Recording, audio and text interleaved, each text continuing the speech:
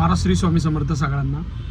तर आता जसं आपल्याला तुळजापूरच्या देवीचा अनुभव आला तर तसंच काही गोष्टींमध्ये एक फरक तुळजापूरच्या देवीचा म्हणजे तुम्ही देवी मानता बरोबर का नाही, देवीला मानतो आपण, आपलं आराध्य दैवत आहे काय, आणि त्याच्यामध्ये म्हणजे देवीला मानणारे भरपूर लोक भरपूर, पण काही लोक असे आहेत की नाही मानत. म्हणजे तुम्हाला सांगतो आमच्या इथला एक किस्सा होता. ज्या वेळेस त्या बाई म्हणजे ती बाई तुळजापूरमध्ये दाखल झाली, ती तुळजापूरमध्ये देवीच्या पाया पडायला गेली तर गाईमुख, आणि इकडे एक ते हे हौद आहे म्हणजे नाही का, तिथं आपण देवीच्या तिथं पाया पडा म्हणजे आंघोळ करतो आणि मग गाईमुखाचा आंघोळ करतो आणि आपण आपला देवीच्या पाया पडायला जातो. तर त्या बाईने त्या पाण्याला नाव ठेवून त्यात थुकली होती काय, आणि म्हणजे विदिन काही दिवसानंतरच आहे ना ती बाई फक्त शेवटच्या मरणापर्यंत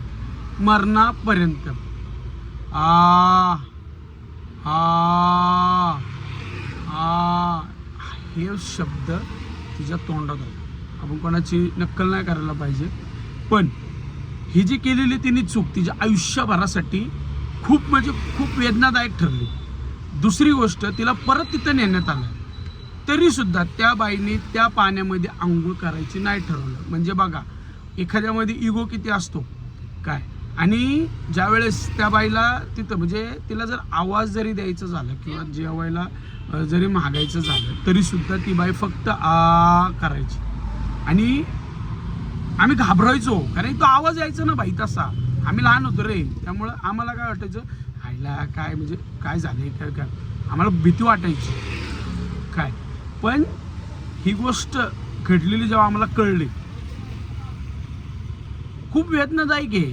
म्हणजे तुम्ही ज्या देवाला हलक्यात घेता, ज्या आईला म्हणजे जी तुम्हाला पोटुशी घेते, तुम्हाला दरवेळेस ती सावरून घेते, तुमच्या चुकांवर पांघरून घालते, तुम्हाला मी खोटं नाही सांगत. जर रागीट म्हणलं ना, रागीट सगळ्यात रागीट तर काळूबाई काय, त्याच्यामध्ये थोडेसे सप्तशृंगी नाशिकची. तुळजापूरची देवी आहे ना, तुमच्याकडनं 100 चुका जरी झालं ना तरीसुद्धा ती तुमच्या सोबत कायम तरी माफ करते. मी तिच्या नवसाचं आहे.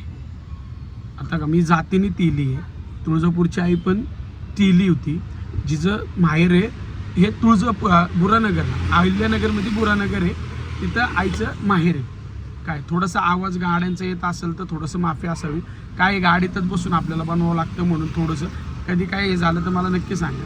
तर ही गोष्ट आहे.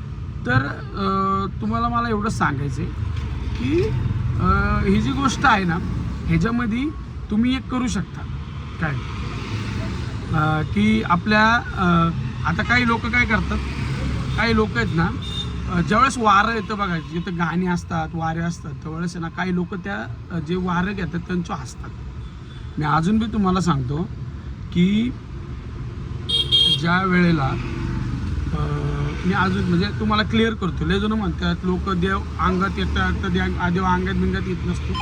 तर खरं आहे देव अंगात येतच नाही, देव कधीच अंगात येत नाही. येतात ते देवाचे गण, हे नीट ऐकून घ्या काय, येतात ते देवाचे गण. देव जर अंगात आला तर कुठल्याही देहामध्ये एवढी ताकद नाही की ते सहन करू शकेल, कळलं. आणि आपण अंधश्रद्धा नाही फसवत आहे हे लक्षात ठेवा. काय होतं, अंधश्रद्धा वेगळी आणि ह्या ज्या गोष्टी वर्षांपासून चालत आलेल्या आहेत काय. आता बऱ्याचशा जणांना काळूबाई, तुळजापूर, येडाई, सप्तशृंगी यांचे अनुभव आहेत. त्यांनी मागितलं त्यांना भेटलं. जवळ नवस नव्हता केला, 10 वर्ष झाली, 20 वर्ष झाली, त्याच्यानंतर त्यांनी नवस केल्याच काय मिळालं. या गोष्टीमध्ये काहीतरी साध्य करण्याची ताकद आहे ना काय. तर ह्या गोष्टी जेव्हा होतात ना त्यावेळेस तुम्ही नका हे करू, मलाही म्हणायचं मस्करी नका करू देवाची, तुमच्यापर्यंत ठेवा रे काय. तुम्हाला वाटतं ना तुम्ही तुमचं करताय ना, तुम्ही हे करा काय. प्रत्येक जणांच्या भावना देवाशी वेगवेगळ्या असतात.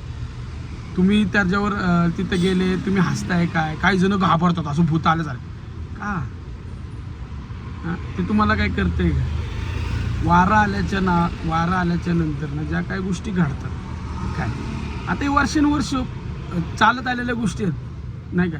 तेव्हा तुम्ही आता म्हणता की बाबा हे म्हणजे एखाद्याला सुखामधून दुःखात आणि दुःखामधून सुखात आपण ट्रान्सफर करू शकतो का?